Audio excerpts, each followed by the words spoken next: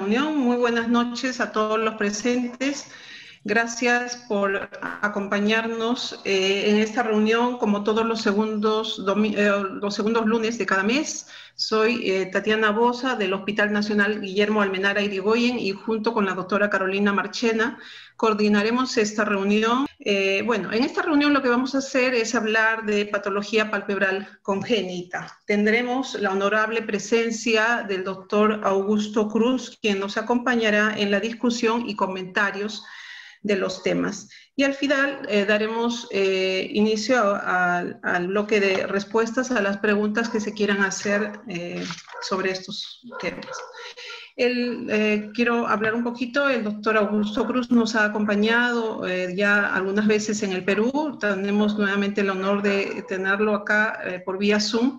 Él actualmente es profesor titular en la Universidad de Sao Paulo, es miembro del cuerpo editorial de los archivos brasileños de oftalmología y de los Ophthalmic Plastic and Reconstructive Surgery, y es el primer miembro brasileño de la Sociedad de Órbita. Para nosotros es un honor nuevamente tenerlo presente. Bueno, entonces, para comenzar la sesión, voy a presentar a la doctora Tatiana Bosa. La doctora Tatiana Bosa es una oculoplástica formada en la Fundación Altino Ventura, en Recife, Brasil, y actualmente trabaja como oculoplástica en la unidad de oculoplástica del Hospital Guillermo Almenara. La doctora Tatiana Bosa ha sido presidenta de del capítulo de oculoplástica de nuestra Sociedad Peruana de Oftalmología, y nos va a hablar de un tema muy interesante, una malformación congénita bastante rara que se llama abléfaron, ¿no? Entonces, con ustedes la doctora Bosa. Bueno, buenas noches nuevamente a todos los presentes. El tema de hoy lo daré a propósito de dos casos de patología palpebral congénita que se presentaron en el Hospital Nacional Guillermo Almenara de Lima, Perú. El primer caso corresponde a un neonato de abléfaron como parte del síndrome abléfaron-macrostomía. Es una entidad muy rara. Existen alrededor de 20 casos reportados a nivel mundial y cuyo manejo quirúrgico definitivo en este caso fue encabezado por el doctor Augusto Cruz en nuestro hospital, quien ha hecho publicaciones muy recientes con conceptos muy claros respecto a la naturaleza de esta enfermedad y también al manejo de esta anomalía. El segundo caso corresponde a un cuadro de microbléfaron de los 4 párpados, acompañado de microoftalmos izquierdo, criptoftalmos parcial izquierdo y simbléfaron del ojo izquierdo. Además presentaba labio leporino y paladar hendido y no presentaba patología sistémica asociada. El abléfaron etimológicamente se define, como todos ustedes saben, como la ausencia de los 4 párpados, y el microbléfaron como el acortamiento primordialmente vertical de los párpados puede ser superior e inferior. El abléfaron como tal, como lo describe el doctor Cruz en una de sus publicaciones, no existe, pues en realidad lo que hay son párpados rudimentarios o vestigios, y sobre todo un borde palpebral bien formado, es decir, una unión mucocutánea en el borde palpebral bien conformada. Es un concepto que hay que tener muy en cuenta, pues en la reconstrucción de los párpados son aspectos que hay que considerar.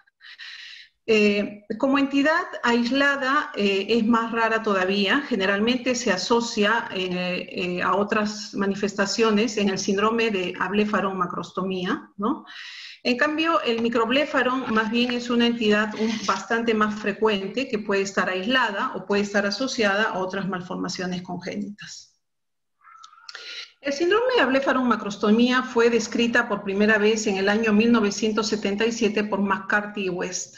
Se hereda en forma autosómica dominante. Es una condición bastante rara, como decía, y que incluye básicamente 2 aspectos, el abléfaron y la macrostomía. El abléfaron como la ausencia de los párpados, mal definida, ¿sí? Porque en realidad, como decía, hay vestigios de párpados. La macrostomía, porque hay una anomalía en la fusión de los labios, ¿no? Lo que da un aspecto en boca de pez. Hay también ausencia de pestañas y cejas y en general alopecia en forma sistémica.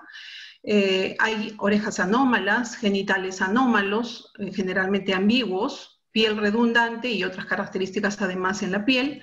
Y a veces está acompañada de ausencia de arco cigomático con hipoplasia malar. Este síndrome está conceptuado como una displasia ectodérmica congénita. Como decía, se hereda en forma autosómica dominante y se ha descrito en el American Journal of Human Genetics que hay mutaciones recurrentes en el gen TWIS2, que es un gen que regula el desarrollo del tejido mesenquimal, y estas mutaciones serían las que explican la aparición de este síndrome. El gen TWIS2 tiene una expresión alta en el mesénquima craneofacial y en los precursores condrogénicos, y esta expresión se da más o menos alrededor de entre las 6 y 8 semanas de la edad gestacional.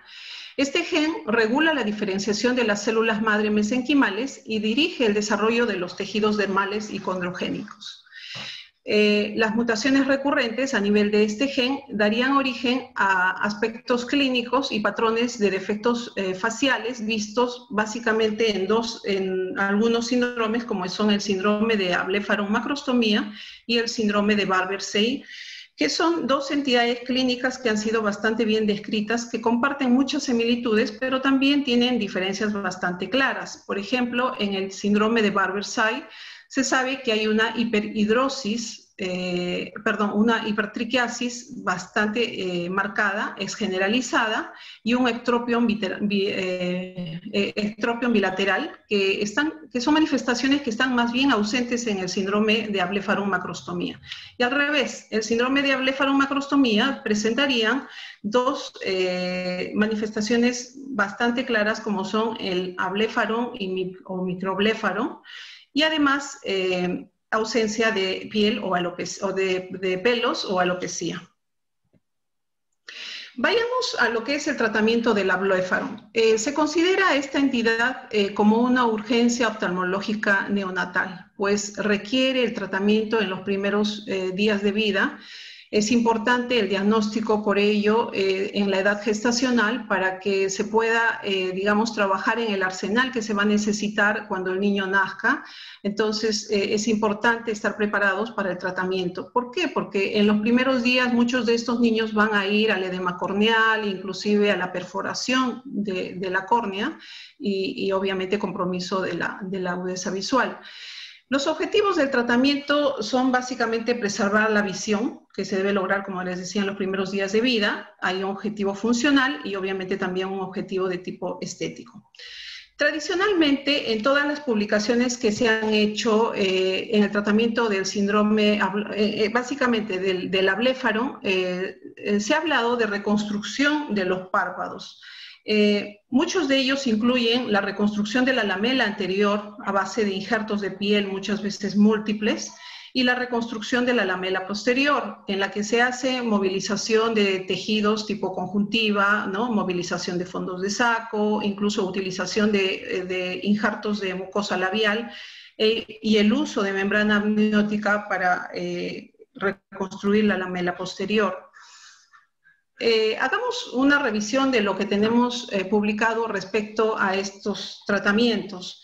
Esta es una publicación del año 1985 por el doctor Hornblas. Habla de un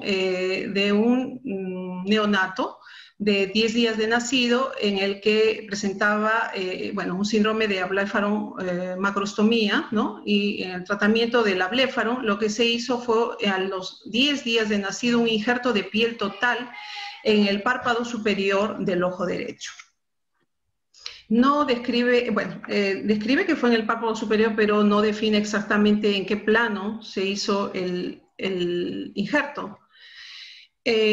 A los 10 días, o sea, en el mismo acto quirúrgico, se hizo un flap de Cutter-Beard modificado en el ojo izquierdo, es decir, se creó un puente que iba desde el párpado inferior hasta el párpado superior, ¿no? Tratando de hacer una reconstrucción palpebral superior, y en un segundo tiempo, a las 10 semanas, la separación de este flap en dos partes, y adicionalmente un injerto de piel en el párpado inferior, ¿no? Entonces, es un puente que se creó. Aparentemente el borde del párpado superior habría sido bueno, trabajado, ¿no? Para poder realizar este flap. Y a las 20 semanas, además, se tuvieron que hacer adicionalmente injertos libres de piel en párpado superior e inferior. Y el resultado final es este, con un poco de lagostalmos en la parte temporal, por retracción del párpado inferior. Esta es otra publicación del año 1991, un síndrome de ablefaron-macrostomía por el Dr. Price, en el que se le hizo un flap de rotación bipediculado y bilobulado en el párpado superior. Como pueden observar en el diagrama, efectivamente hay un desplazamiento de piel que va finalmente hasta cubrir el defecto en el párpado superior. A las 27 semanas se hicieron además injertos libres en las regiones laterales, ¿no?, de los párpados, probablemente para cubrir los defectos y en el lagostalmos residual que pudiera haber tenido. Y este es el resultado. Acá se pueden ver las cicatrices del injerto, bilobulado y con un cierre palpebral bastante bueno. Esta es otra publicación del año 2008, en un caso de un paciente que tenía criptoftalmos de un ojo y ablefaron del otro ojo. Lo que se hizo fue una reconstrucción de la lamela posterior a partir de conjuntiva, ¿no? De la propia conjuntiva del paciente, era a partir de la conjuntiva tarsal, creando una superficie sobre la córnea, recubriendo la córnea, y sobre esta superficie un injerto de piel, ¿no? Y que en un tiempo posterior se hizo la apertura de la hendidura palpebral, 6 semanas después de la cirugía, consiguiendo este resultado. Este es otro caso, ¿no? Esa es otra publicación en el que se usa membrana amniótica para cubrir la córnea. Observen cómo a los 5 días este paciente ya tiene córneas totalmente opacas, e inclusive se describe la presencia de perforación corneal, por lo que se tuvo que hacer en un solo acto quirúrgico un QPP, ¿no?, una reconstrucción palpebral y además tarsorrafia. Y la reconstrucción palpebral consistió en hacer justamente reconstrucción de la lamela anterior a través de una conjuntivoplastía y la lamela posterior a través de injertos de piel. Este es el resultado a los 5 meses. Se habla de un cierre palpebral bastante bueno, ¿no? Este es otro caso del uso de un flap de mascarada en un síndrome de ablefaron-macrostomía. Lo que se observa es un paciente que en los primeros días, en el día 4, presenta prácticamente una córnea totalmente opaca y perforada, y que de urgencia tuvo que hacerse una reconstrucción palpebral a base de una conjuntivoplastía a partir de los fórnices, es decir, de los fondos de saco, ¿no?, y de una reconstrucción de la lamela anterior a partir de un injerto de piel completa. A las 2 semanas se observa dehiscencia de suturas, ¿no?, que fueron resuturadas. En la publicación se describe que hubo una resutura, probablemente a este nivel, y a las 3 semanas se tuvo que hacer apertura, ¿no?, a nivel de los cantos internos para liberar los ejes visuales. Esta es una publicación bastante reciente de la revista Córnea del año 2018. Y bueno, yo quiero remontarme a esta publicación del doctor Augusto Cruz del año 1995, en el que habla de un acortamiento congénito de la lamela anterior en todos los casos de síndrome de ablefaron-macrostomía. Y efectivamente es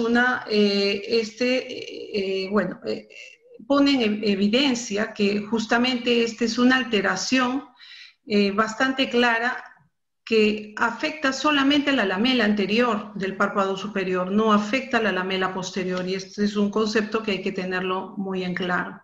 Y esta es otra publicación reciente del 2019 en el que habla de los resultados a largo tiempo del manejo quirúrgico en la reconstrucción del párpado superior en el síndrome de blefaromacriostomía, que justamente es el reporte del caso que a continuación les voy a presentar. En esta publicación del doctor Augusto Cruz hay conceptos muy claros que hay que tener en cuenta. Primero, el abléfaro, ¿qué cosa es realmente? Habla de un abléfaro en el que hay un párpado anormalmente muy corto, pero no ausente. Este es un concepto muy claro.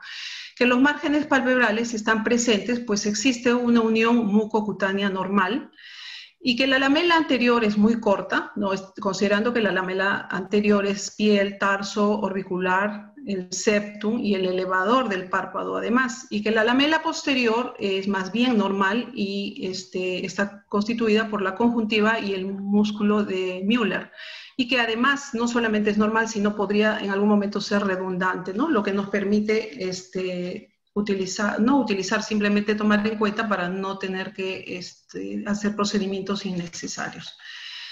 Y el tratamiento que el doctor estaría aconsejando hacer es liberar el párpado, creando un espacio grande para injertar piel sobre la conjuntiva y el músculo de Müller, desinsertar el elevador y dejarlo libre hacia arriba lo más que se pueda, y colocar injertos sobre el músculo orbicular o tarso no desinsertados podría generar resultados insuficientes, ¿no? Entonces, estos son aspectos muy claros que deja esta publicación. A continuación, la presentación del caso. Este es el niño del que estábamos hablando, de 10 años de edad, que nace con un abléfaro, entre comillas, porque ya sabemos lo que es. Boca muy grande, pestañas ausentes, orejas de posición anormal, sin dactilia y alteraciones en la piel, cabellos ausentes, malformaciones genitales, principalmente criptorquidia, retraso del desarrollo, hipoplasia malar y alas de nariz poco desarrolladas, y un estudio citogenético con un cariotipo normal. En una primera cirugía que estuvo a cargo de la unidad de oftalmopediatría, lo que se hizo en ese momento fue en los primeros días de nacido, mejor dicho, en la etapa de neonato, más o menos en el primer mes. Lo que se hizo fue una reconstrucción del párpado superior, según se diagrama acá. Se realizó un colgajo cutáneo y muscular pediculado del área periorbitaria temporal. Se hizo una rotación en 90 grados para cubrir el defecto. Se creó previamente, como se ve acá, un lecho, ¿no? Y en el párpado inferior se hizo un injerto de piel con piel colindante, ¿no? Y adicionalmente se hizo una tarsorrafia en rejilla. Acá hay que considerar que en el reporte operatorio no se indica cuál es el plano en el que se hizo el injerto de piel, que es un aspecto muy importante a considerar en el momento de la cirugía, ¿no? Este es el resultado, más o menos a los 7 años del niño, que se puede ver rezagos de la tarsorrafia, ¿no? En rejilla, que al niño le permitió de alguna manera liberar los ejes visuales, ¿no? En este otro lado también se puede ver un espacio que le permite liberar el eje visual. En una segunda cirugía ya acompañado, encabezado por el doctor Augusto Cruz, lo que hizo fue hacer incisiones en la piel, liberando todas las adherencias, todas las retracciones que pudieran haber, para abrir un espacio bastante amplio donde injertar piel. Lo que se hizo fue liberar toda la lamela anterior, es decir, haciendo una incisión en piel, en el orbicular, liberando el septum, el músculo elevador del párpado fue liberado en su totalidad, y lo único que se dejó fue conjuntiva y músculo de Müller. Y lo que se hizo fue colocar injertos de piel libre que fueron extraídos de la región axilar, ¿no? Y este es el resultado obtenido algunas semanas después, en el que se puede observar un pequeño lagoftalmos en la parte lateral del ojo derecho. por lo que se decidió hacer una tercera cirugía, también realizada por el doctor Augusto Cruz, donde se trató ese lagoftalmos, ¿no?, del lado derecho, y se consiguió un resultado bastante bueno. Y además se trataron unas pequeñas fístulas que se presentaban en las partes laterales, ¿no?, que fueron cerradas, ¿no?, y logrando un resultado bastante bueno, con un cierre palpebral bastante completo. El edema corneal, el leucoma corneal se revirtió totalmente. Este es un segundo caso al cual me quiero referir, que es un microbléfaro. Es un niño de 6 meses el que presentaba microbléfaro superior e inferior en ambos ojos, simbléfaro del ojo izquierdo, leucoma corneal en 2/3 inferiores del ojo derecho, microftalmos izquierdo y labio leporino bilateral. Importante que no había patología sistémica asociada y tenía un cariotipo normal. Tenía el antecedente de que se le había hecho una cirugía de reconstrucción de párpado inferior y tarsorrafia del ojo derecho. Acá podemos ver unos rezagos de la tarsorrafia que fue fallida, como pueden observar. Y bueno, el plan quirúrgico que nosotros planteamos en este paciente fue casi, digamos, una especie de proyección de lo que el doctor Augusto Cruz había planteado en el caso del abléfaro, una reconstrucción básicamente de la lamela anterior mediante injertos de piel. Y lo que hicimos fue colocar un punto de tracción en borde palpebral para hacer una incisión bastante amplia que nos permitió liberar todo lo que es la lamela anterior, ¿no?, hasta llegar al plano de la conjuntiva y Müller, dejando como lecho vascular y dejando este lecho para poder injertar piel. Es importante mencionar que se hizo la separación de la lamela anterior y posterior, desplazando lo más que se pudo la lamela anterior hacia arriba, ¿no? Entonces, además hicimos una divulsión hacia arriba, separando los dos planos. Y como pueden ver, el injerto de piel también es bastante amplio. Acá se puede ver el músculo elevador del párpado pinzado. Y lo que hicimos adicionalmente fue, si pueden ver acá, 3 suturas flotantes de Vicryl 6 ceros que fijamos del elevador hasta el tarso, ¿no? Un tanto porque nos daba un cierto temor liberar el elevador y soltarlo de alguna forma, ¿no? Y lo que conseguimos fue este fue el resultado, ¿no? Creo más o menos a las 2 o 3 semanas de la cirugía.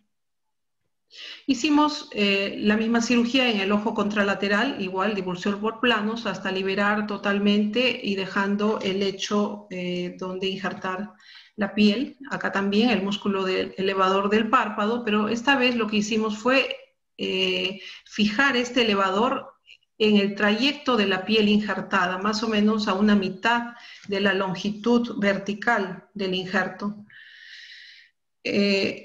Justamente para transmitir algo de la función del elevador al párpado, tratando de conseguir algún tipo de funcionalidad a la hora de la apertura. Y bueno, como complemento también hicimos liberación de las tracciones, ¿no? En este caso tratamos el párpado inferior con la liberación del simbléfaro, colocación y la reconstrucción del párpado inferior a partir del tarso del mismo ojo, ¿no? Se hizo una reconstrucción de la lamela posterior y la lamela anterior la reconstruimos a partir de piel, injerto de piel libre. Y lo que obtuvimos fue este resultado. Después de haber colocado una prótesis en el ojo microftálmico, y lo que observamos, bueno, es la formación de pliegues, la adherencia de la piel a los planos más profundos, logrando un resultado un poco más funcional y más estético. Bueno, y finalmente quería hacer un recalco en algunos aspectos que hay que considerar. El abléfaro, como lo dice el doctor Augusto Cruz, per se no existe, pues podría considerarse como un microbléfaro severo por la presencia de vestigios y párpados rudimentarios. En el abléfaro hay un acortamiento de la lamela anterior, la lamela posterior y los bordes palpebrales son normales. Y el tratamiento indicado, por ende, sería solamente el elongamiento vertical de la lamela anterior mediante injertos de piel completa. Entonces, hay que evitar procedimientos innecesarios como el uso de injertos de conjuntiva, mucosa, membrana amniótica en los fondos de saco, es decir, no movilizar estos tejidos para evitar más bien complicaciones. Y de preferencia utilizar injertos amplios, y a veces es necesario utilizarlos en diferentes tiempos, puesto que a veces la piel tiende a retraerse. Algunos otros aspectos a considerar es que las técnicas con tendencia a ser fallidas por una rápida reepitelización de la conjuntiva y una lenta vascularización de la piel nos pueden dar problemas en los posoperatorios. Los problemas de injertos de piel tienden justamente a eso, a una retracción y a que la piel se corrugue, ¿no? Entonces, por eso es que planteamos un tipo de tratamiento, ¿no? En que la piel es bastante más amplia y de preferencia debe ser adherida a un plano profundo. Los injertos de piel pueden ser pediculados o libres, y deben ser amplios vertical y horizontalmente. Y es importante crear un lecho vascular óptimo para que esta piel revascularice en forma óptima y en forma rápida. La técnica planteada que hice, como fue en el caso del microbléfaro, es un injerto libre muy amplio, horizontal y verticalmente, acompañado de la total desinserción hasta el plano del músculo elevador del párpado, y la reinserción del mismo mediante puntos flotantes al tarso o una inserción a la piel injertada, logrando un resultado más anatómico, más funcional y más estético. Muy bien, esto es lo que quise traerles esta noche. A ver, les dejo la pantalla. Carolina. Bueno, yo a continuación quiero presentar a la doctora Carolina Marchena. La doctora Carolina ha sido presidenta del capítulo de oftalmología de la Sociedad, perdón, del capítulo de oculoplástica de la Sociedad Peruana de Oftalmología. Actualmente trabaja en el Instituto Nacional de Salud del Niño como oculoplástica, especialista en cirugía plástica, órbita y vías lagrimales. Adelante, Carolina.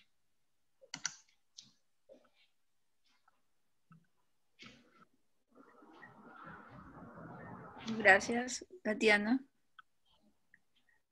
Bueno, en primer lugar quiero agradecer la presencia de todos los que están participando en esta charla virtual, y especialmente la invitación al doctor Pepe Velasco, y bueno, la presencia, ¿no?, del doctor Cruz, ¿no?, que nos está engalanando la sesión.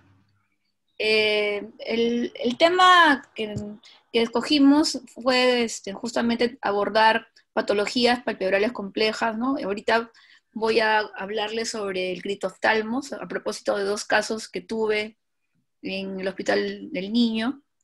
El critoftalmos es una patología muy complicada, y les voy a contar lo que hemos aprendido, ¿no?, de las cosas que se hicieron bien y de las cosas que hubiéramos podido hacer mejor, y eso sirve para futuras casos, ¿no?, que tengamos en cuenta ciertas cosas, ¿no?, de que justamente la experiencia nos ha enseñado. El critoftalmos viene del griego cripto, que significa escondido, y oftalmos, que significa ojo. Quiere decir que su definición etimológica es ojo escondido. Como podemos ver en esta foto de un histopatología, hay un epitelio que no está separado y que el ojo está adentro, ¿no? Entonces es un grupo de malformaciones donde el párpado no se separa y la piel se extiende de manera continua sobre los ojos, escondiéndolos. El primer oftalmólogo que lo describió fue Seender, que fue un oftalmólogo alemán, y lo reportó por primera vez en 1872. Aquí vemos uno de mis pacientes, ¿no? Vemos que justamente el ojo está cubierto por la epidermis y no existen ni pestañas ni fisura palpebral apreciable. Además, también suele faltar la ceja, y la línea del pelo está descendida. La incidencia es muy rara y no predomina ni raza ni sexo. Sí se ha visto que es mayoritariamente bilateral, y bueno, está originada en un defecto de formación de los pliegues palpebrales en las primeras semanas de gestación, más o menos en la 5ª y 6ª semana. Aquí, por ejemplo, estamos viendo los 5 fases de la formación del párpado, de un recuerdo de embriología, y justamente estamos hablando que es muy temprano, el defecto que origina el criptoftalmos. Entonces, se configura justamente entre estas tres etapas, ¿no?, que se traslapan.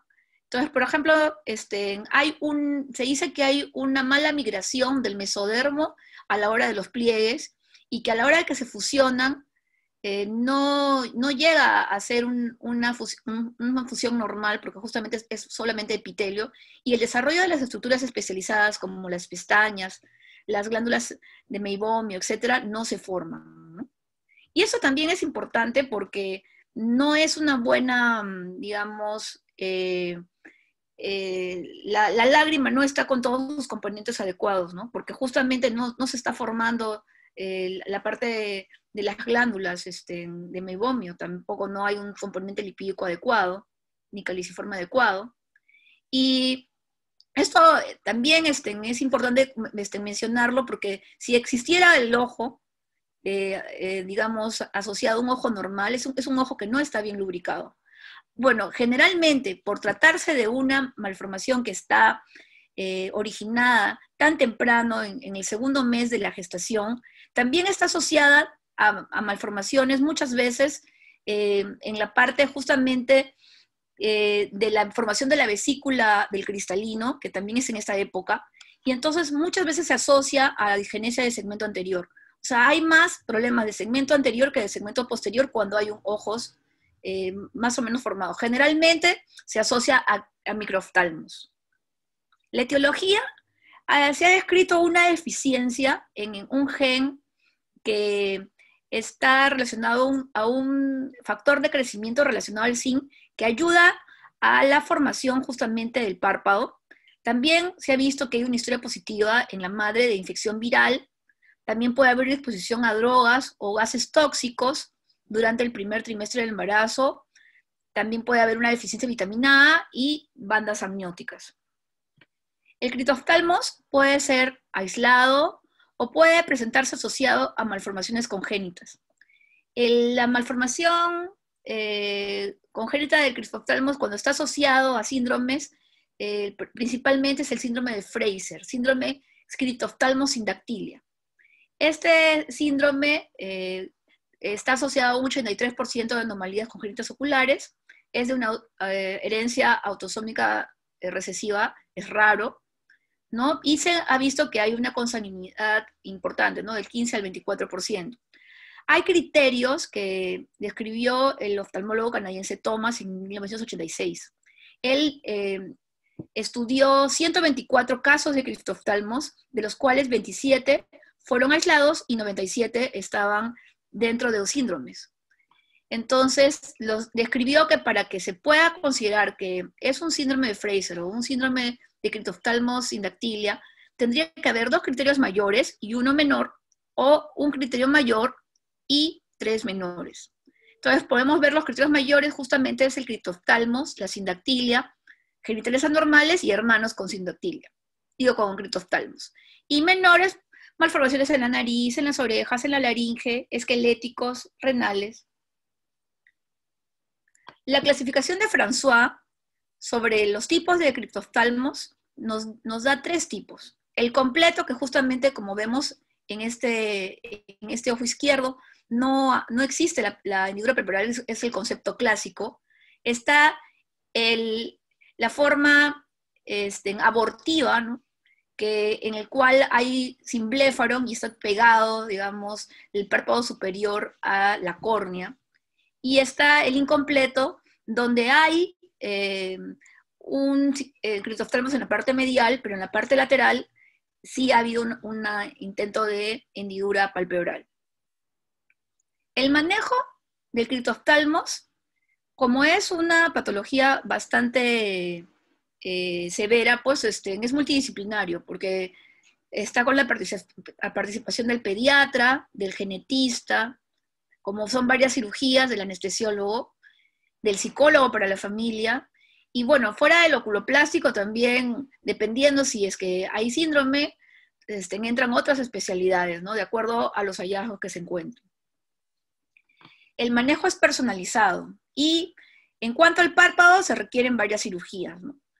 dependiendo de lo que se encuentre, porque el espectro que uno puede tener es amplio. Entonces podría ser que se necesite hacer una nucleación. Si hay microoftalmo, se puede poner implantes de hidrogel. Si es que se necesita crear el párpado, dependiendo de lo que se haga falta, si se necesita la lamela interna, se tendría que ver conjuntiva. O sea, una forma de reemplazar la conjuntiva, tendríamos que ver pues mucosa labial.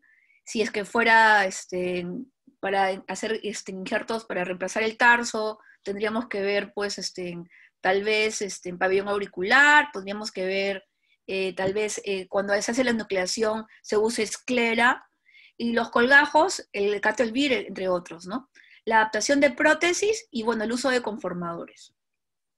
El pronóstico en cuanto a la recuperación visual, el pronóstico es pobre o nulo. Generalmente, bueno, está asociado a patología oftálmica severa. Y el objetivo, más que todo, es una mejoría tanto en la apariencia como en la función palpebral. El reto mayor es la reconstrucción y el mantenimiento del fondo de saco, ¿no?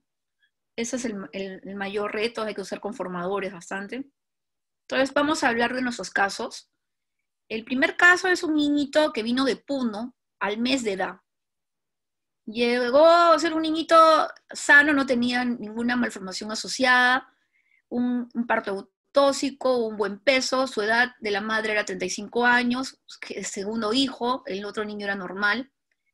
Bueno, y aquí, por ejemplo, vemos pues que llegó un niño tarde, porque el niño aparentemente el ojo que estaba con el criptoftalmos de forma abortiva, era un ojo fuera del criptoftalmos que sí aparentemente era funcional, ¿no?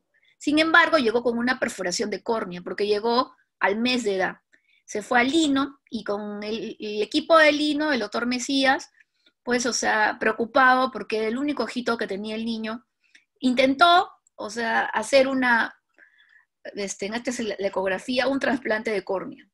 Entonces, se hizo el bendito trasplante de córnea, pues ahí viene la primera reflexión, ¿no? Que cuando hay estos casos, se tiene que referir inmediatamente. No se puede esperar que llegue a estos puntos, porque es más difícil ya plantear una cirugía reconstructiva pensando que primero se tiene que, por ejemplo, en este caso ya eran 2 cirugías, era la córnea y era el párpado, entonces era mucho tiempo, era un niño muy pequeño, ¿no? Los anestesiólogos no querían darle más anestesia en esa primera cirugía porque era demasiado tiempo. El paciente tenía que tener, de alguna manera, alguna forma de que podamos ver el trasplante, que podamos ver, poner la gota. Entonces, lamentablemente, aquí, o sea, no se hizo lo que se debió hacer, o sea, porque no pudimos en un primer momento plantear todo, o sea, hacerle el colgajo, lo que debió hacerse, ¿no? Lo que se decidió fue, después de hacer el trasplante de córnea que estamos viendo aquí, ponerle membrana amniótica y ponerle un conformador y hacer una tarsografía un tiempito, por lo menos un par de semanas, para ya plantear una nueva cirugía, ¿no? Mientras veíamos cómo iba el botón corneal.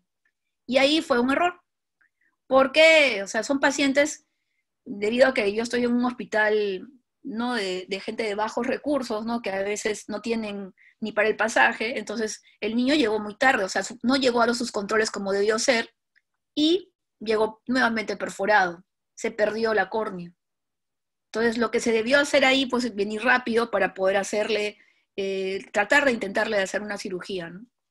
Entonces, cuando se llegó así, ya no había pues qué hacer, pues tuvimos que hacerle un recubrimiento conjuntival, y se planteó hacerle un Catelvir modificado. Este es el plan de nuestra cirugía que hicimos, en la cual hicimos una incisión en la piel, donde liberamos un poco de piel porque estaba muy a tensión la tarsorrafia, por eso se abrió tan rápido. Y aquí se planteó poner un injerto de piel para poder colocar pues el Catelvir en esta parte, ¿no? Y poder hacer esta segunda cirugía, que fue hecha a los 14 días, ¿no? El niño se perdió unos días. Bueno, no tengo el video de esa cirugía, tengo el postoperatorio, ahí vemos cómo evolucionó, estaba completamente, digamos, ocluido, y después de un año, ya o sea, no lo planteamos en un año, pero el paciente se fue a Puno y regresó después de un año, se le hizo la cirugía de apertura del Cattelberg. Entonces, ahí vemos cómo se hace la incisión. Esta operación la hicimos con nuestro consultor, el doctor Mendiola. Se abrió la parte del Cattelberg y se trató de arreglar la piel, ¿no?, que se había incidido. Estaba lleno de crecimiento de la conjuntiva, ¿no? Bueno, se trató de liberar lo más posible y se puso un conformador tratando nuevamente de adaptar una prótesis. El otro ojo se hizo una incisión para poder abrirlo, para ver si se podía colocar una prótesis o algo que simulara un ojo. Aquí pues es importante también a la hora de hacer ese tipo de incisión, a calcular muy bien, porque es importante, es una responsabilidad hacer una incisión en una parte de la anatomía que ya no hay vuelta atrás si uno se equivoca, porque tiene que estar bien simétrico, no podemos ponerlo muy abajo, sino nosotros vamos a crear un desplazamiento sin querer, ¿no?, del ojo. Entonces hicimos, justamente lo medimos, ¿no? Y bueno, lo que se trató de ver es buscar la conjuntiva, ¿no?, para poder crear los fondos de saco, ¿no? Se buscó la conjuntiva para poder crear los fondos de saco. Y y ahí se hicieron los puntos de reformación de saco y se colocó un conformador. Aquí está, bueno, la conjuntiva que estuvimos tratando de disecar, ¿no?, para que se pueda hacer lo más posible un punto de saco, para que justamente este paciente que estaba así termine pues con un ojito o una forma de ojito que ya está para adaptar prótesis, ¿no? El otro paciente es un niño de 4 meses que venía de Trujillo, y este es un niño que hace poco llegó, ¿no? Bueno, poco relativamente, antes de la pandemia, un mes antes de que comience la pandemia. Entonces era un niño también de una madre de 38 años que tenía 4 hermanitos normales, producto de cesárea, un buen peso y ningún antecedente. En este caso, por ejemplo, la preocupación de la madre no era de que le abra los ojos del ojo izquierdo, el problema era el ojo derecho, porque ellos veían que atrás había pues una formación que ellos creían que si uno podía abrirle el ojo derecho, ahí ya no íbamos a encontrar el ojo y eso iba a ser. Entonces, lo que ellos querían era que yo le abriera el ojo derecho para que ellos pudieran tener el ojo para ver, porque este ojo era anormal. Entonces veíamos que la apertura palpebral del ojo derecho era 12 milímetros y del ojo izquierdo 16.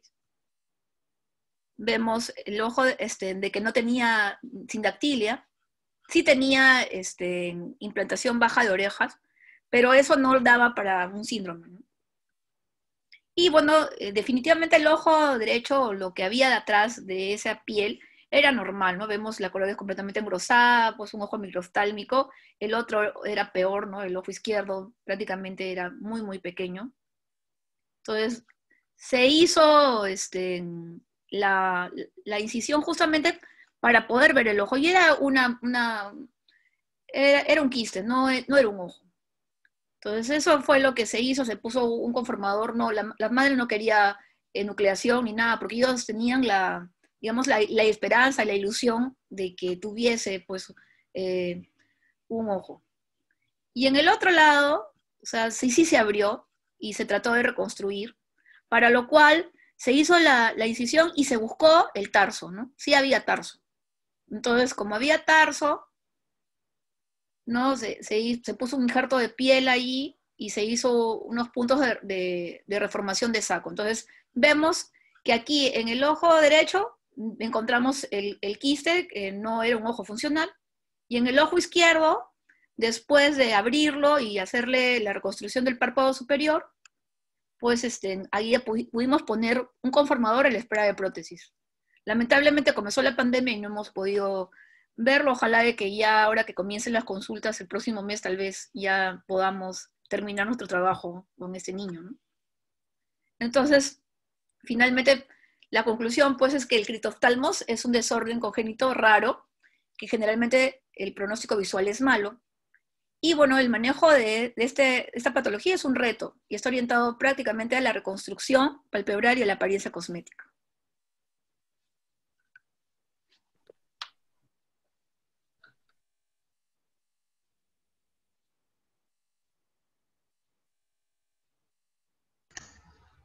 Muy bien, gracias Carolina por la buena presentación. ¿Algún comentario que quisiera hacer a alguien?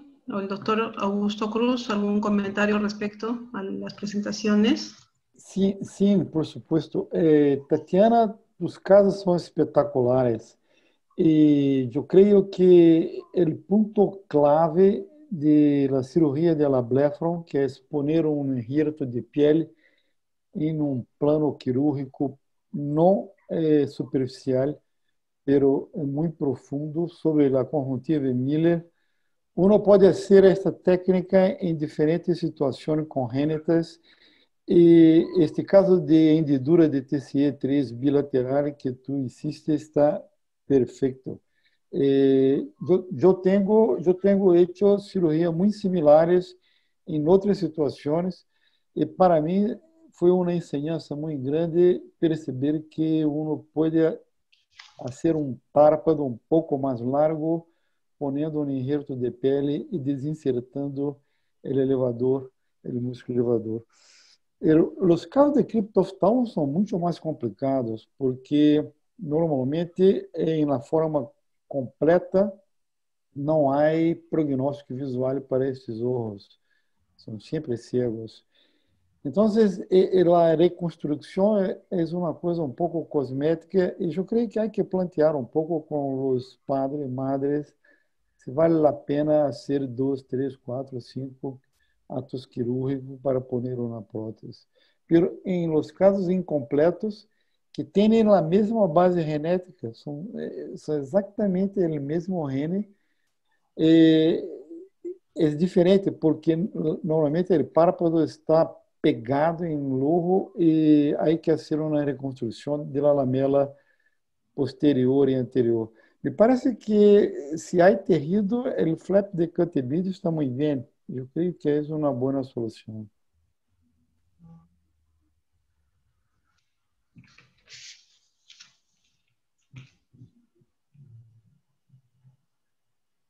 ¿Algún otro comentario de los participantes? Tenemos algunas preguntas. Nos preguntan si se coloca el lente de Illich para formar los fondos de saco.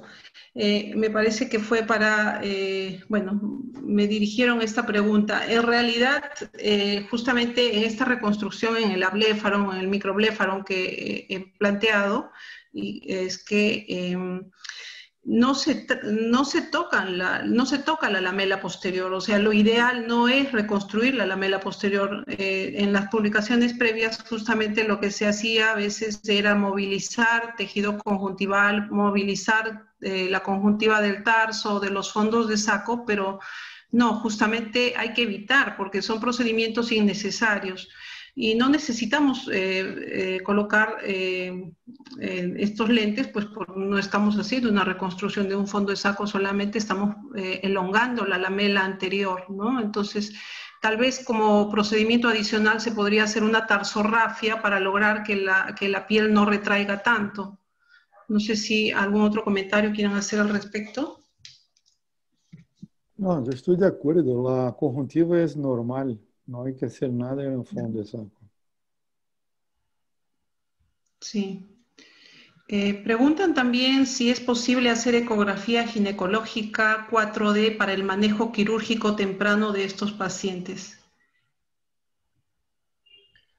Bueno, respecto a esto, estaba leyendo, bueno, sabemos todos que el parpadeo es una función que se tiene en el feto, prácticamente después de formados los párpados, que estamos hablando ya del sexto mes, cuando ya se hizo la separación de los bordes palpebrales. Entonces, el parpadeo es una función que puede estar detectada, tal vez, no podría yo decir, especificar si es tan específico, qué tan sensible sea esta prueba para detectar, pero sí lo que se ha visto es que la función renal del feto, justamente, que implicaría el aumento de la concentración de creatinina en el líquido amniótico, sería uno de los causantes de por qué estos niños nacen con una córnea un poco opaca. A veces ya nacen con una córnea opaca, no necesariamente la presentan después de nacido. Entonces, es importante también considerar esto, ¿no? Pero hay otras anomalías que pueden ser detectadas, como por ejemplo la ausencia del arco cigomático, algunos rasgos, pero la detección de alteraciones en los tejidos blandos, yo realmente no podría decir si es un aspecto que se pueda detectar con tanta precisión.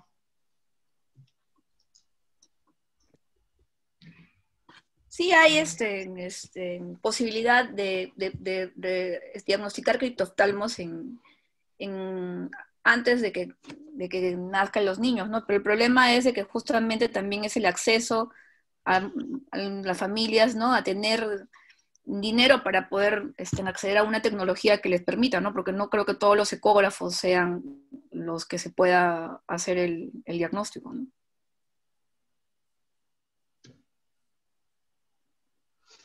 Preguntan si en el síndrome de abléfaro-macrostomía está afectada la aponeurosis o el músculo o ambos. ¿Podríamos contestar, doctor Augusto Cruz? Sí, yo creo que el músculo está completamente normal. Lo que pasa es que la poneurosis, el septum son muy cortos. Entonces, toda la parte interna del párpado está muy corta, ¿no? Entonces, yo creo que el músculo es normal. Esto es porque cuando yo hizo mi primer caso y hizo una incisión en la piel orbicular, yo no sabía lo que yo iba a encontrar. El párpado no bajó. Entonces, cuando abrí el septo y desinserté la poneurosis, entonces el margen del párpado bajó. Entonces, estaba muy claro para mí que es un problema interno de todas las estructuras, eh, principalmente la poneurosis del septo. Tatiana, la idea de poner suturas colgantes es muy interesante, pero yo creo que si uno consigue hacer una tosis en un caso así, va a ganar el premio Nobel de oculoplastia. No, no me preocupa la tosis en estos casos. Los tres casos que yo hice quedaron muy bien, sin sutura colgante, pero no pasa nada. Yo creo que es una buena idea, ¿por qué no? Bueno, yo tenía un caso y con piel nada más quedó bien. No necesité, como dice el doctor, suturas colgantes. Sí, acá, bueno, lo hice porque como no era un abléfaro, pues el No, caso, no ¿no? era. El segundo es un microbléfaro, ¿no? Y en este caso hice abrí un lecho bastante grande, muy importante, ¿no? Incluso hice un desplazamiento de toda la lamela anterior de la posterior, o sea, no estaban aposicionadas. No, no, yo Y creo que la idea fue muy interesante poner en la piel, porque hace un surco, un pliegue, exactamente. Ajá. y tiene alguna fijación de la ponerosis, no sé, yo creo que está muy bien. Yo tengo Sí. hecho incluso este mismo procedimiento si uno, por ejemplo, hay un niño con Pfeiffer, síndrome de Pfeiffer tipo 2, que tem Ujú. uma craniosinostose com um exobritismo tremendo. E o cirurgião craniofacial não pode ser uma cirurgia muito temprana, porque é uma cirurgia muito larga, com sangue. Então, normalmente espera um pouco para operar. E esse el ojo está muy expuesto, yo creo que uno puede hacer la misma cirugía, es cerrar los ojos, esperar por una cirugía craniofacial. Porque si uno no hace esa cirugía, va a perforar la córnea. Y las tasorrafias no funcionan bien. No, pues no, no funciona. Não funciona. Quando há um exorbitismo, que não é uma proptose, porque o ojo está normal, a órbita está muito curta, não? Se há um exorbitismo muito avançado, com exposição bilateral, eu creio que uno pode ser exatamente a mesma cirurgia, barrar o párpado superior, então o ojo pode esperar, o paciente pode esperar 3, 4, 5, 6 meses para ser uma craniofacial. Y en el caso de los abléfaro, macrostomía, ¿usted considera a qué tiempo es ideal hacer la cirugía? Porque son niños que generalmente a los 4 o 5 días ya van a tener algún grado de leucoma corneal y muchas veces hasta perforación. En los primeros días algún procedimiento en particular, porque imagino que la cirugía no es la misma en un niño que tiene el abléfaro total a cuando ha desarrollado un poco, de repente al primer mes de vida, donde pareciera que hay un poco de crecimiento de los vestigios de los párpados. Yo creo que hay que hacer la cirugía lo más temprano posible, porque mis casos, los 2 casos que yo tuve, 4 ojos, ya tenía una córnea muy mala con 1 semana de vida. Entonces, no sé si uno puede esperar, no creo. Hay que hacer la cirugía en la primera semana o más temprano, cuando se puede hacer, no sé, depende del hospital, de las condiciones quirúrgicas, anestesia general. Pero si hay un buen servicio de neonatología, para mí es una emergencia médica oftalmológica. Hay que hacerlo, no sé, días después del nacimiento. Sí, porque se ha visto que todos los procedimientos para tratar de preservar la córnea, tipo cámaras húmedas, lubricación, no funcionan, nada, casi todas terminan inevitablemente en una perforación, ¿no? En una perforación, sí. Este caso belga que fue operado con injerto de pele sobre la conjuntiva vulvar es una tragedia quirúrgica. Não entenderam nada da patologia do párpado. É impressionante com um país como a Bélgica, uno hace uma cirurgia assim bilateral, que é este flap mascarado, que é desinsertar a conjuntiva e poner pele sobre o ojo, sobre a conjuntiva. É uma tragédia, é impressionante. No, yo creo que no es la cirugía que uno debe hacer. Yo conozco a la cirujana, es una amiga, pero yo tuve pesadillas cuando yo vi ese artículo.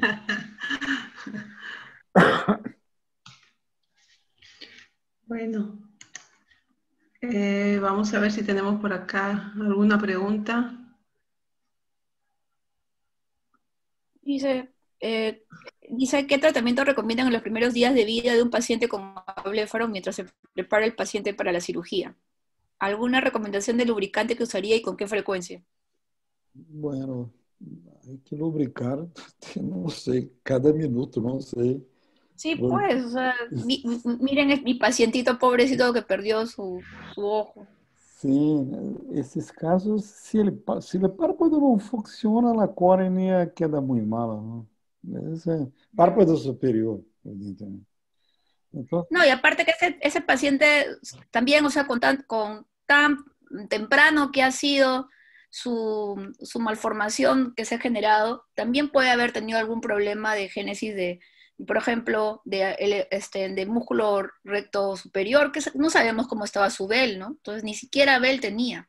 Y más bien tenía probabilidades de estar pegado, ¿no? O sea, peor, si tenía vel encima se pegaba, ¿no? Entonces, sí, Sí, pues no. porque el criptoftalmos, esta piel que está muy adherida al ojo, es la misma exactamente anomalía del criptoftalmo completo. Es un problema de fenótipo, la base genética es la misma. Esses ojos são muito mais. É muito mais complicado o criptoftalmo que a blefaria. A blefaria é sencillo. O problema da criptoftalmo é que uno está fazendo cirurgia cosmética unicamente, eu creio. O prognóstico visual não é bom. Sí, pues, sino que como esa ecografía animó, pues, ¿no? Porque parecía, pero lamentablemente llegó muy tarde. Por eso, una de las enseñanzas, bueno, tanto en el ablefaron como en el criptoftalmos, si es que se podría salvar el ojo, es que inmediatamente sean referidos, que sean manejados con mucho lubricante y que uno no se puede confiar con una tarsorrafia, sino que de frente se le tiene que hacer, pues, un manejo como para que el ojo esté protegido, ¿no? Mientras, o sea, una de las primeras cirugías, ¿no? Sim, Porque son varias. eu estou mirando o comentário de Dr. José Velasco Estou, que o problema de los padres em los niños que têm criptoftalmos é tremendo. Claro. É uma tragédia, porque estes niños são sindrômicos. Há outras coisas que passam por niños. Pero os olhos são as ventanas da alma, não? Então, há que fazer alguma coisa. Pero eu creio que tem que plantear muito bem com os padres se querem fazer múltiplos procedimentos quirúrgicos para ter um resultado estético. Se é unilateral, bueno, não sei, é um tema tão complexo, ¿no? O problema de los padres son terríveis. Por eso el manejo es multidisciplinario y ahí está el psicólogo, ¿no? Pero... Eu creio que sim, sim, sim.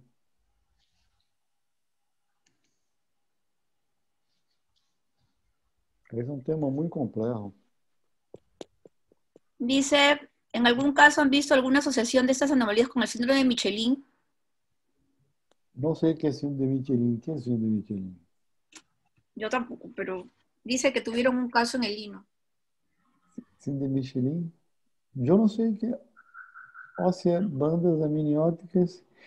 Esse conceito de bandas amnióticas é interessante porque são defectos que aparecem em los miembros, pies, manos, pero que teoricamente abriam uma banda intraútero.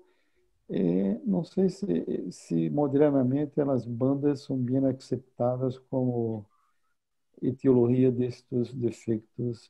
Esse é um tema que está em discussão até hoje. Bridas ou bandas amnióticas. Seriam defeitos mecânicos em la formação do feto. Em las hendiduras de TCE, frequentemente há defeitos de manos e pés que parecem com bandas, bridas amnióticas, pero há muita discussão entre os geneticistas porque não se sabe bem a base genética das hendiduras de TCE. Então, não sei. Bueno, yo lo he encontrado como descrito como una de las causas del criptoftalmos. O que? Las bandas? Banda amniótica, pero... Não. Criptoftalmo se sabe muito bem que há uma base genética num complexo gênico fraz. Eu creio que criptoftalmo, a base genética está muito clara agora. As bandas híbridas não se sabe bem o que passa, porque eu creio que nadie ha visto as bandas, somente os niños que nascem com defeitos muito importantes de pele, mano, como se fosse cuchillo, sí. uma herida assim muito mecânica, pero não sei. Tenho a impressão que esse conceito de bandas não é muito acceptado entre os geneticistas. Mas não sei, não é minha área. El doctor Pedro Muro está levantando la mano, quiere hacer un comentario. Pedro, pues, tu micrófono, por favor. Sí, ¿qué tal? Muchas gracias por darme la oportunidad de comentar algo. Doctor Augusto Cruz, mucho gusto. Excelentes Gracias. exposiciones, Tatiana, Carolina. Sí, quería Gracias. comentar un caso que justamente se nos presentó, bueno, hace ya mucho tiempo. Lo había visto tiempo antes el doctor Mendiola en el Hospital del Niño y ya nos llegó un poquito más grande a nosotros. Nosotros, en general, niños pequeños, muy pequeños, no los podemos manejar y los referimos al Hospital del Niño, fundamentalmente por el asunto de la anestesia, ¿no? Bueno, y este era un casito justamente con varios hallazgos, microoftalmos, fundamentalmente en el lado derecho, donde tenía una deformación grande también de los párpados, pero asociado a todo esto había lesiones en las extremidades que en común con Fernando Mendiola se llegó a la conclusión sin tener mayor estudio genético de que era un caso del Michelin, que son de las bridas o bandas amnióticas, ¿no? También le llaman como síndrome de Michelin. Eh, Fue desafiante, así como el que han presentado ustedes, y bueno, lo único que se le pudo ofrecer es tratar de reconstruir en base al tejido que había presente. Efectivamente, eran más alteraciones de la parte anterior, más que la parte posterior, tarso y todo eso. Era como que si hubiera habido, en pacientes que tenemos traumas, y uno busca y arma el rompecabezas, en la parte posterior se lograba armar. La parte anterior, si no, se tuvo que usar injertos para poder ofrecer algo mejor. Lamentablemente, paciente de Puerto Maldonado, Sí, pues. que solamente van a la cirugía y después se desaparecen y nunca más lo hemos vuelto a ver.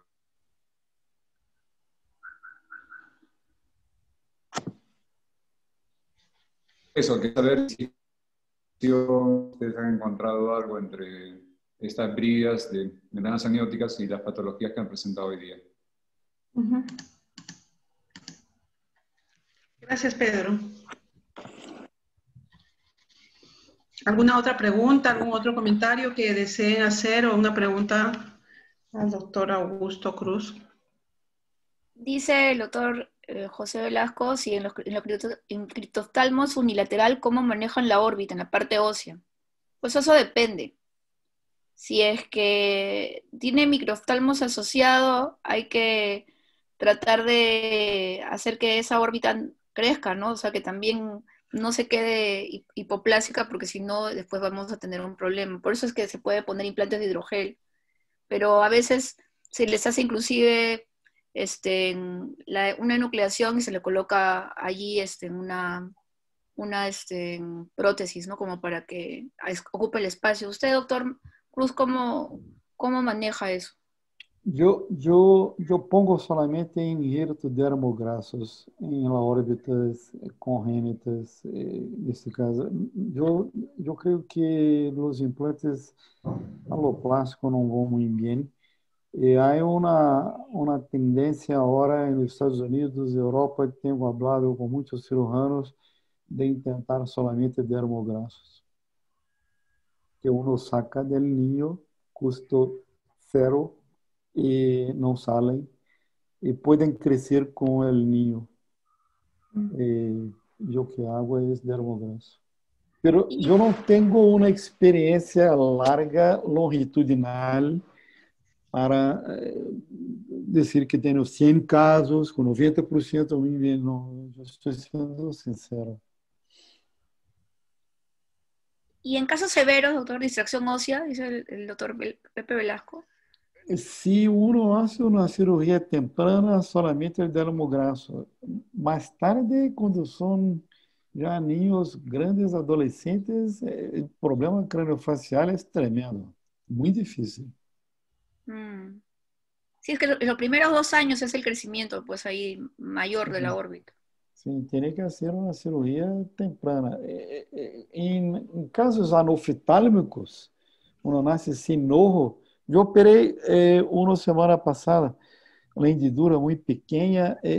Yo operé con, no sé, 2 meses, 3 meses por aí, onde eu pongo já um dermografo, porque é a única possibilidade, em minha opinião, de ter um crescimento ósseo adequado. Bueno. Hay una doctora que está preguntando si tiene casos parecidos, o sea, bueno, si es del MINSA, lógicamente los pueden referir al Hospital del Niño, porque allí pues contamos con pues, en la parte genética, anestesiología pediátrica, hay también psicología, ¿no? Entonces, o sea, se puede tener un equipo multidisciplinario y hay que tratar pues de despistar que no tengan nada, otra malformación asociada, ¿no? Yo trabajo en Brasil, en el Brasil. ¿En Brasil? No, es que lo que pasa es la Avenida Brasil. Brasil nomás. Sí. Brasil. Sí, doctor. ¿Va con el doctor Augusto Cruz o la doctora Me Carolina? voy a Brasil a visitar a Patricia. Sí, por favor. Puede venir cuando quiera, después de la pandemia. Sí, bueno, sí, eso es cierto. Acá la doctora Yagi nos está ofreciendo una nueva exposición de bandas amnióticas un día de estos, así que vamos a esperar su exposición. Bueno, ¿alguna pregunta más? ¿Algún comentario? Bueno, creo que ya todo quedó muy claro. El tema, gracias por la presencia de todos ustedes, gracias por las preguntas y la participación y sus comentarios. Quiero personalmente agradecer al doctor Cruz y a todos los invitados por su presencia, personalmente al doctor Augusto Cruz por engalanarnos con sus comentarios, por compartir su experiencia. Es uno de los primeros que ha comentado, que ha descrito claramente algunos de estos casos, así que para nosotros tenerlo aquí es un honor. Y siempre será. Esperemos que nos visite pronto, doctor Augusto Cruz, nuevamente en Lima. Sí, será un placer. Evento. Muchas gracias. Muchas gracias por su presencia. Muchas gracias. Y gracias, bueno, Carolina. Igual, Tatiana, agradecer a Pepe, que nos invitó a participar. Y a todos por la presencia. Ok, gracias. Y nos vemos pronto. Sí, gracias. Gracias a todos.